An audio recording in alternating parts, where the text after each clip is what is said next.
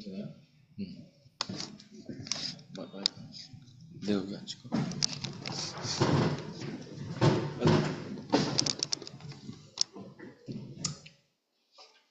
화면이 여기로 나오는 여기밖에 안 될까? 오케이. 예. 발표를 시작하도록 하겠습니다. 예, 저희는 면역 반응의 이용을 발표하게 된 김수혁이고요. 그리고 PPT를 맡은 윤지영 형님입니다. 예, 슬라이드, 네. 안 나오지. 오케이. 예, 발표는 이제 백신 예방접종법, 항체, 모노클로날이랑 그 폴리클로날, 그리고 이제 그걸 항체라 하고 이제 혈청요법, 그리고 면역 측정법 순서로 진행하겠습니다. 이제 네, 넘겨주시고요. 네, 먼저 백신에 대해 알아보겠습니다. 네, 백신은 이제 질병 예방을 목적으로 신체에 투여하여 항체 형성을 유도하는 생물학적 지대입니다. 네, 이제 백신은 크게 네 가지로 나눌 수 있습니다. 이제 생백신, 사백신, 제조합 백신, 그리고 유전공학 백신이 있습니다. 예, 첫째 생백신입니다. 생백신은 병원체의 독성을 약화시켜 만든 것으로 살아있지만 약한 상태의 바이러스나 세균을 사용합니다. 소량만 접종해도 효과가 크지만 면역력이 약한 사람에게는 사용하기 어렵고 돌연변이 위험도가 있습니다. 예시로는 결핵 백신, 그리고 디프테리아, 화상풍, 백일해 등이 있습니다. 이제 둘째 사백신입니다. 사백신은 병원균을 완전히 죽여서 만든 백신입니다. 살아있지 않기 때문에 안정성이 높고 부작용이 적어 고령자나 면역력이 약한 사람도 접종 가능합니다. 다만 효과를 위해 여러 차례 접종해야 합니다. 대표적으로 인플루엔자, B형 간염, 소아마비 백신 등이 있습니다. 이제 셋째, 제조합 백신입니다. 제조합 백신은 유전자 제조합 기술을 활용하여 병원체 항원 단백질만 따로 만들어 투여하는 방식입니다. 안전성이 높고 감염 위험이 적다는 장점도 있고, 예로는 자궁 경부암 백신, B형 간염 백신이 있습니다. 다음, 네. 옆에 있구나. 넷째는 이제 유전공학 백신입니다. 최근 코로나19 팬데믹에서 잘 알려진 방식이죠. 이제 이게 mRNA 백신, 이제 화이자나 모더나 이런 게 있고, 그 다음에 DNA 백신처럼 이제 유전 물질을 직접 주입해 우리 몸에서 항원을 발현하도록 하는 유도 방식입니다. 예, 다음은 이제 예방접종법입니다. 예방접종법은 병원체의 병원성을 죽이거나 약화시켜 몸에 넣음으로써 질병을 미리 예방하는 방법입니다. 이제 소아 때 필수적으로 접종하는 예방 방법이 있지만 효과 유지를 위해 성인이 된 후 추가 접종이 필요한 경우도 있습니다. 이제 예를 들어서 아까 말했던 이제 디프테리아, 그리고 B형 간염, 인플루엔자 등은 성인도 맞는 것을 권장합니다. 이제 권장 시기는 이제 이 표에 나온 것과 같습니다. 네. 다음. 그리고 이제 예방접종법은요, 크게 이제 필수, 임시, 국가, 기타 예방접종으로 나뉘는데요.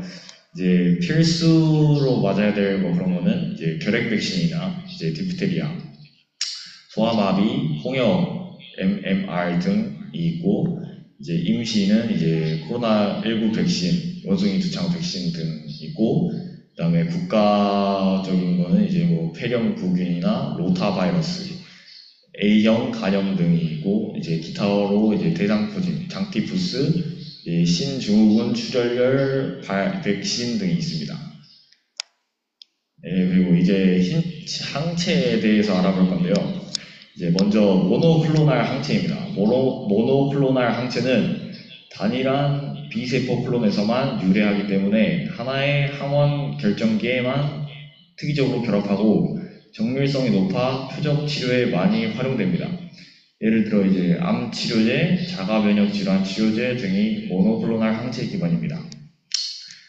이제 다음 그림은 이제 어떤 내용이냐면, 이제 이게 찾아보니까 하이브리도마 제작 과정 순서라고 나와 있더라고요. 그래서 이제 일단 G에 항원을 주입하고 이제 B 세포를 획득한 다음에 골수종 세포와 융합을 시켜서 하이브리도마를 선별을 해요. 그래서 그거를 이제 원하는 항체 생산하는 겁니다. 이 과정을 통해서 이제 단일한 항체를 대량 생산할 수 있는 겁니다. 예. 이제 반면에 폴리클로날 항체는 여러 B세포에서 만들어지기 때문에 항원의 여러 부분에 동시에 결합할 수 있습니다. 이 덕분에 민감도가 높고 이제 검출력이 뛰어나 연구와 진단에 많이 사용됩니다. 다만 이제 특이성이 떨어지고 부작용 위험이 조금 더 높습니다. 다음. 그리고 자, 이거는 이제 두 개를 좀 비교한 표인데요. 이제 제가 크게 정리하자면은 이제 모노클로날은 특이적이고 정밀해서 주로 치료용에 사용에 적합하고, 이제 폴리클로날은 다양성을 가지며 민감해서 이제 주로 진단과 연구에 적합하다라고 보시면 됩니다.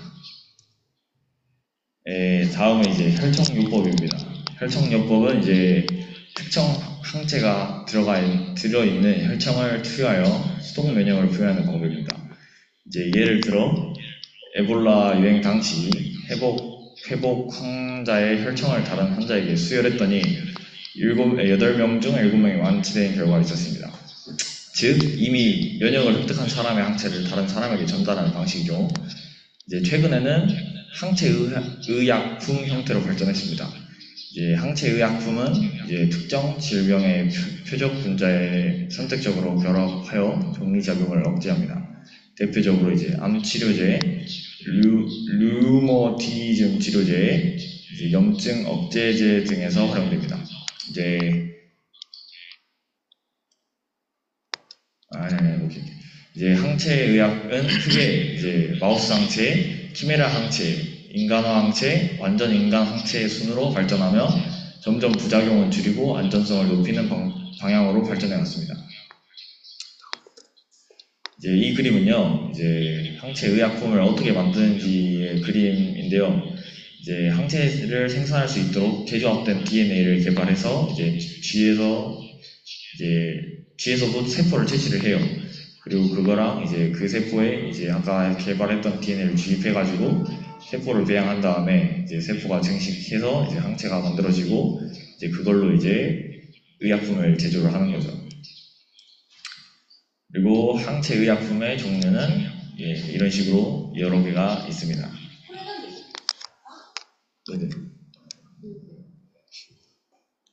다음. 그리고 이제 마지막으로 이제 면역 측정법입니다. 면역 측정법은 항원 항체의 특이적 결합을 활용해 시료 속 특정 물질의 존재와 양을 정량 정석적으로 분석하는 검사법인데요. 이제 종류는 크게 불균일법, 균일법, 웨스턴 블롯법으로 저는 이렇게 나눴습니다. 표지법은 이제 아래 보시면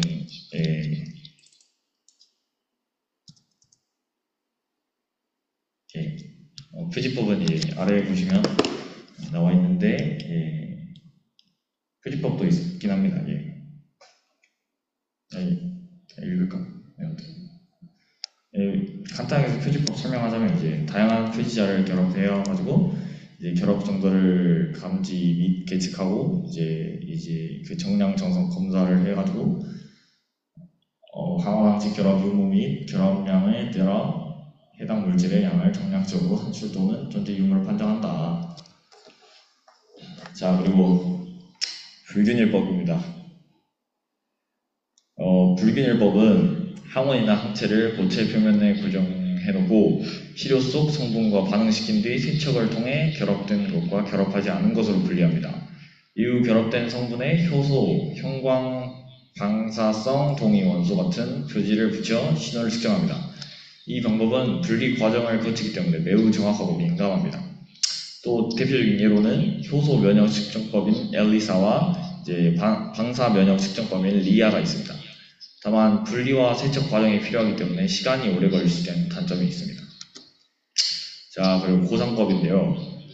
이제 불균일법의 대표적인 형태가 바로 고상법입니다. 이제 고상법은 항체나 항원이 이제 플라스틱 플레이트나 튜브 같은 고체 표면에 단단히 고정되어 있는 상태에서 반응이 일어나는 방식입니다. 그리고 이제 결합된 것과 결합하지 않은 것을 세척으로 구분한 뒤 신호를 검출하는데, 이 방식은 결과가 명확하고 신뢰성이 높아 현재 임상 진단에서 가장 널리 사용되고 있습니다. 이제 아까 말했듯이 이제 불균열법 대표적인 형태라서 엘리사가 대표적인 예시이며 이제 자동화가 가능하기 때문에 대량 검사가 용이하다는 장점도 있습니다. 이제 다음은 균일법입니다. 균일법은 이제 불균일법과 달리 이제 항원과 항체가 용해가 안에서만 반응합니다. 반응 후에도 이제 결합된 복합체와 자유 상태의 성분을 따로 분리하지 않고 반응 결과에서 바로 나오는 신호를 측정합니다. 분리 과정이 필요 없기 때문에 이제 검사 시간이 짧고 과정이 간단해가지고 아주 좋습니다. 근데 이제 불균일법에 비해 이제 정확도나 이제 민감도가 좀 떨어진다는 단점이 있습니다. 맞지? 오케이. 그리고 이제 균일법의 대표적인 예가 이제 에미트법, 즉 이제 효소 증폭 면역 특정법입니다. 이 방법에서 이제 항체에 효소가 결합되어 있고 시료 속 항원과 효소, 항체가 경쟁적으로 결합합니다. 항원이 이제 효소 항체 복합체에서 떨어지면 이제 효소 활성이 회복되고 이 효소가 기제를 분해해 색 변화를 일으킵니다. 이 색 변화 정도는 항원의 농도에 비례하기 때문에 이를 통해 시료 속 항원의 양을 정량적으로 측정할 수 있습니다. 네. 이제 마지막으로 웨스턴 블루법입니다.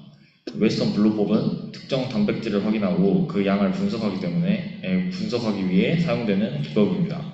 먼저 단백질을 전기 용동으로 분리해 크기별로 배열합니다. 그 다음 이제 이 단백질들을 막으로 전이시키고 특이적 결합을 막기 위해 차단 과정을 거칩니다. 이후 특정 단백질에 결합하는 1차 항체를 처리하고 다시 1차 항체를 인식하는 2차 항체를 결합시킵니다. 이 2차 항체에는 이제 효소나 형광 표지가 붙어 있어 이제 신호를 통해 단백질의 존재 여부와 양을 확인할 수 있습니다. 웨스턴 블루법은 단백질 종류와 양을 정확하게 파악할 수 있기 때문에 연구실에서 이제 단백질 분석의 표준 기법으로 자리 잡고 있고, 이제 질병 관련 단백질을 찾아내는 바이오마커 연구나 치료제 개발 과정에서도 매우 중요한 역할을 하고 있습니다. 이제 앞에 이제 설명했던 면역 측정법을 간단하게 비교를 해보자면, 이제 불균일법과 고상법은 정확하고 민감하지만 시간이 오래 걸리고, 균일법은 간단하고 빠르지만 정확성은 조금 낮으며, 이제 웨스턴 블루법은 단백질 연구와 진단에 특화된 정맥 기법이라고 할 수 있다. 예, 감사합니다. JJ 나이스, 고생했어.